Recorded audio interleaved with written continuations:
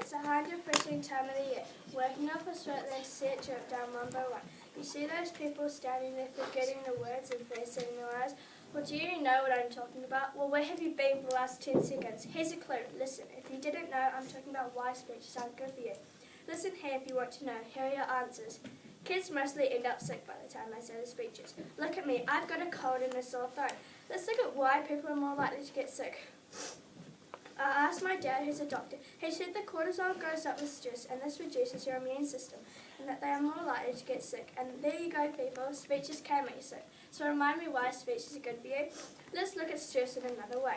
You know that horrible feeling when you start to tremble and get anxious? Do you get that when you do speeches? Plus, some people fear public speaking and that they are insecure about themselves or that they don't learn the material well enough to answer all expectations given by teachers.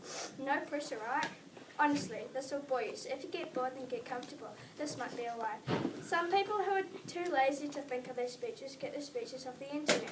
It's not like you do anything with it. All you do is write it and throw it away. The fact that in a few more seconds you'll be standing there shaking, practically about to pee your pants. What is the point to stand up there being criticised by a teacher or just sit there listening for just the sake of it, not really caring? It's really time wasting. All you do is talk and write. You could do better things like exercise or actually learning something. And most of the audience doesn't listen. Like, I can tell most of you don't listen by the looks I can see on your faces. Some of you know weirdo teachers like me.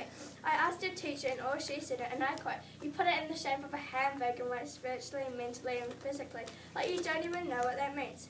Speeches don't do anything good. They just make people lazy.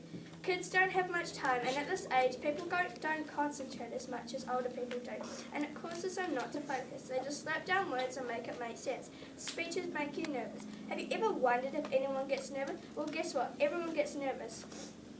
Just saying, just listen to all those speeches all over and over again, and all you're going to think is, today I'm going to persuade you, or that someone likes this and the other likes that.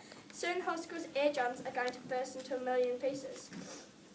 Kids don't have good reasons to write, but still, it's just useless. But there's still good reasons and bad ways of writing speeches, like about cults or women in the front line. But no one listens anymore. All they think is about their hair or what they are wearing, like no one cares anymore. So now I might end my speech here, but just listen to these three things. 1. Using paper as ruining the environment. It's just like writing on a thin squished tree. Have you ever wondered if paper could take over the world? I know that sounds stupid, but you guys use paper a lot and you're fooled by the way you can write on it. But yes, paper can take over the world in 2 ways. A. Cutting down all the trees, and B. Littering. 2. I got told that adding a quote might help me get the word out. This one's by Dr. Seuss. You're off to great places, today is your day. Mountains are waiting, you're off and away. But nowhere to go when the paper flows, you're stuck here all day when the green goes. One by Julian Assange. Oh, where's it? You have to start with the truth. The truth is upon a lie or ignorance can't lead to a good conclusion. Hopefully you get that I'm trying to say that this is the end.